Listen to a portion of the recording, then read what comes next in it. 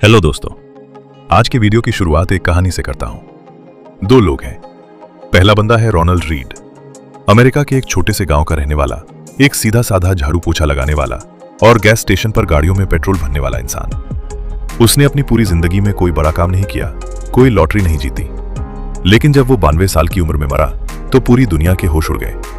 पता है क्यों? क्योंकि मरते वक्त उसके बैंक अकाउंट में $8 मिलियन थे, यानी इंडियन करेंसी में तकरीबन 65 करोड़ रुपए।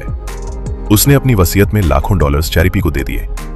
अब दूसरी तरफ देखो, रिचर्ड फस्कॉन, हार्वर्ड यूनिवर्सिटी से पढ़ा हुआ, वॉल स्ट्रीट का एक बहुत बड़ा रॉकस्टार एग्जीक्यूटिव, जिसका पूरी फाइनेंस इंडस्ट्री में सिक्का चलता था। इतना पैसा था कि उसने एक बहुत बड़ा बंगला खरीदा जिसमें 11 बाथरूम, 2 स्विमिंग पूल और 2 लिफ्ट्स थी। लेकिन 2008 के क्रैश में क्या हुआ? वो पूरी तरह से कंगाल हो गया। कोर्ट में उसने माना कि उसके पास फूटी कौड़ी नहीं बची है। सोचो, एक झाड़ू लगाने वाला करोड़पति बनके मरता है और एक हार्वर्ड का एक्सपर्ट रास्ते पर आ जाता है। ऐसा दुनिया के किसी और प्रोफेशन में नहीं हो सकता। आप किसी क्लीनर को बिना पढ़े रॉकेट उड़ाते या हार्ट सर्जरी करते नहीं देख सकते, लेकिन पैसे के मामले में ऐसा होता है। क्यों?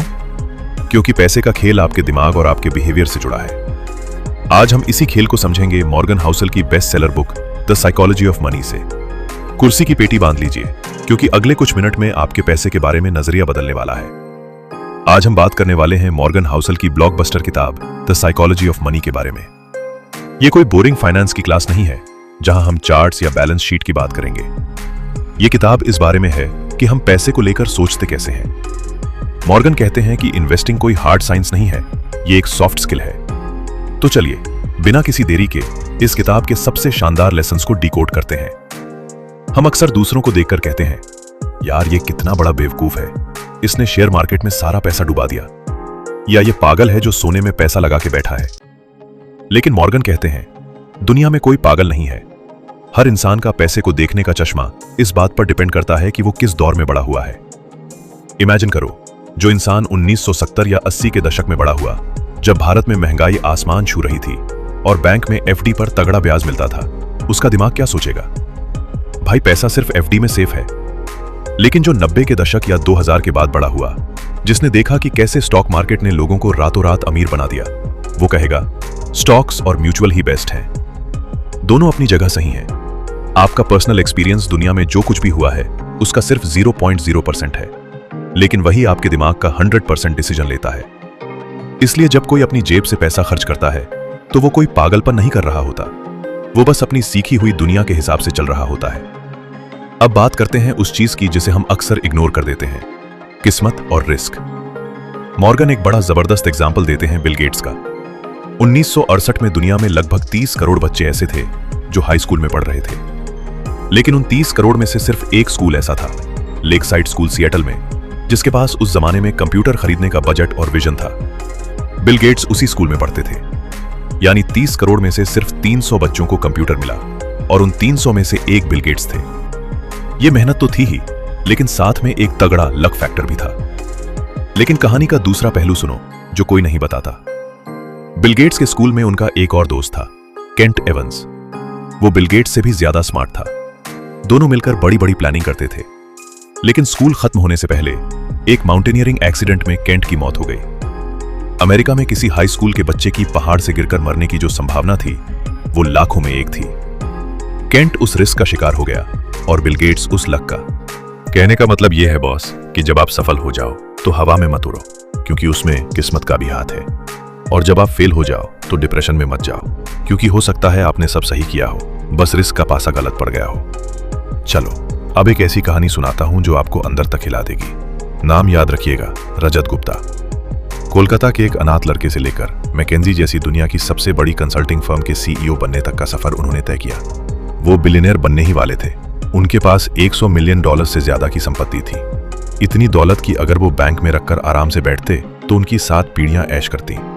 लेकिन उन्हें और चाहिए था। वो मल्टी बिलियनियर क्लब में शामिल होना चाहते थे। इस चक्कर में उन्होंने क्या किया, गोल्डमैन सैक्स कंपनी की एक सीक्रेट बोर्ड मीटिंग की इनसाइडर इंफॉर्मेशन लीक कर दी एक हेज फंड मैनेजर को। नतीजा, इनसाइडर ट्रेडिंग के आरोप में वो पकड़े गए, जेल गए और जीवन भर की कमाई हुई इज्जत, रुतबा, पैसा सब मिट्टी में मिल गया। मॉर्गन यहां एक बहुत कीमती बात कहते हैं, ऐसी चीज को दांव पर लगाना जिसकी आपको बेहद जरूरत है। जैसे इज्जत, आजादी, परिवार, सिर्फ उस चीज के लिए जिसकी आपको कोई खास जरूरत नहीं है, ये सरासर पागलपन है। जीवन में इनफ यानी काफी है कि लाइन खींचना सीखो। अगर आपका पेट भर गया है तो थाली में और खाना ठूसने से सिर्फ बदहजमी होगी। दोस्तों, अगला इंपॉर्टेंट सबक है मैजिक ऑफ कंपाउंडिंग। बचपन में मैथ की क्लास में हमने कंपाउंड इंटरेस्ट पढ़ा था, रट्टा मारा था फॉर्मूले का। लेकिन क्या आपको पता है कि वॉरेन बफे की असली ताकत उनकी इन्वेस्टिंग स्किल्स नहीं, बल्कि उनका टाइम है। जब वॉरेन बफे 80 से 85 साल के हुए तब उनकी नेटवर्थ आसमान छूने लगी। आज उनकी जितनी भी वेल्थ है उसका 95% से ज्यादा हिस्सा उन्हें तब मिला जब वो 60 से 65 साल की उम्र पार कर चुके थे। उन्होंने 10 से 11 साल की उम्र से पैसा बचाना और इन्वेस्ट करना शुरू कर दिया था। इसे ऐसे समझो, अगर वॉरेन बफे एक नॉर्मल इंसान की तरह 30 साल की उम्र में इन्वेस्टिंग शुरू करते और 60 साल में रिटायर हो जाते तो शायद आज कोई उनका नाम भी नहीं जानता। उनकी वेल्थ का सीक्रेट है कंसिस्टेंसी और टाइम। कंपाउंडिंग एक बर्फ के गोले जैसी है। जब आप उसे पहाड़ से नीचे गिराते हो तो शुरू में वो बहुत छोटा होता है, लेकिन जैसे जैसे वो नीचे जाता है वो आसपास की सारी बर्फ समेटकर एक बहुत बड़ा एवलांच बन जाता है। इन्वेस्टिंग में हीरो बनने की कोशिश मत करो कि मुझे 1 साल में पैसा डबल करना है। बस मार्केट में टिके रहो, समय अपना काम खुद कर देगा। अब आते हैं उस जाल पर जिसमें आज की पूरी यंग जनरेशन फंसी हुई है, सोशल मीडिया और शो ऑफ। मान लो आपका कोई दोस्त या पड़ोसी एक नई चमचमाती हुई कार खरीद कर लाता है जिसकी कीमत 50 लाख रुपए है। आप उसे देखकर सोचते हो, क्या लाइफ है यार इसकी, काश मैं भी इतना अमीर होता। लेकिन मॉर्गन यहां एक बहुत बड़ा सच सामने लाते हैं। वो कहते हैं कि जब आप किसी को 50 लाख की कार चलाते देखते हो तो आपको सिर्फ एक ही बात पक्के तौर पर पता होती है कि या तो उस बंदे के बैंक अकाउंट से 50 लाख रुपए कम हो गए हैं या फिर वो हर महीने लाखों की EMI के नीचे दबा हुआ है। मॉर्गन का अगला लेसन हमें बीइंग रिच और बीइंग वेल्दी का फर्क समझाता है। रिच होना वो है जो बाहर दिखता है, महंगे कपड़े, महंगी घड़ियां, गाड़ियां। लेकिन वेल्दी होना वो है जो बाहर नहीं दिखता। वो है आपके इन्वेस्टमेंट्स, आपके फिक्स डिपॉजिट्स, आपके शेयर्स जो चुपचाप आपके लिए पैसा बना रहे हैं और आपको सिक्योरिटी दे रहे हैं। हम रिच लोगों को देखकर उनके जैसा बनना चाहते हैं, जबकि हमें वेल्दी बनने की कोशिश करनी चाहिए। क्या आपने कभी नोटिस किया है कि कई सारे लॉटरी जीतने वाले या रातों रात स्टार बनने वाले लोग 5 से 10 साल बाद वापस उतने ही गरीब हो जाते हैं? ऐसा क्यों होता है? क्योंकि अमीर बनना एक अलग कला है और अमीर बने रहना बिल्कुल अलग खेल है। अमीर बनने के लिए आपको रिस्क लेना पड़ता है, निडर होना पड़ता है, बाहर निकलकर बैटिंग करनी पड़ती है। लेकिन अमीर बने रहने के लिए आपको हम्बल होना पड़ता है और आपके अंदर एक छोटा सा डर होना चाहिए कि भाई जो आज है वो कल जा भी सकता है। मॉर्गन कहते हैं कि आपके फाइनेंशियल प्लान का सबसे जरूरी हिस्सा होना चाहिए plan for when the plan does not go according to the plan, यानी रूम फॉर एरर।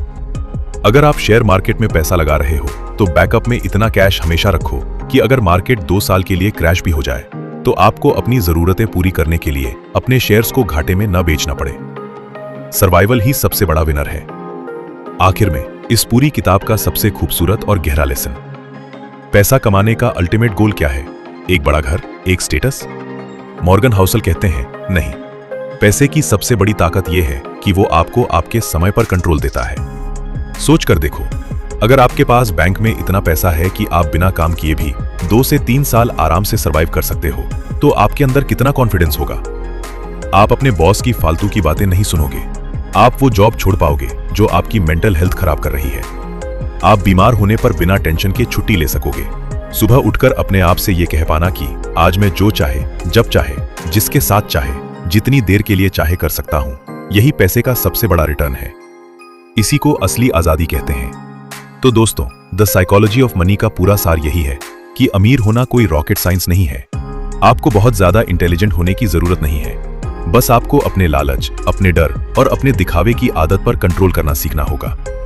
दिखावा कम कीजिए, सेविंग्स की आदत डालिए, कंपाउंडिंग को अपना टाइम दीजिए और सबसे जरूरी, पैसा इसलिए कमाइए ताकि आप अपनी आजादी खरीद सकें, न कि दूसरों को इंप्रेस करने के लिए खिलौने। आपको इस समरी का कौन सा लेसन सबसे तगड़ा लगा? कमेंट्स में या अपने मन में सोचकर जरूर बताइएगा।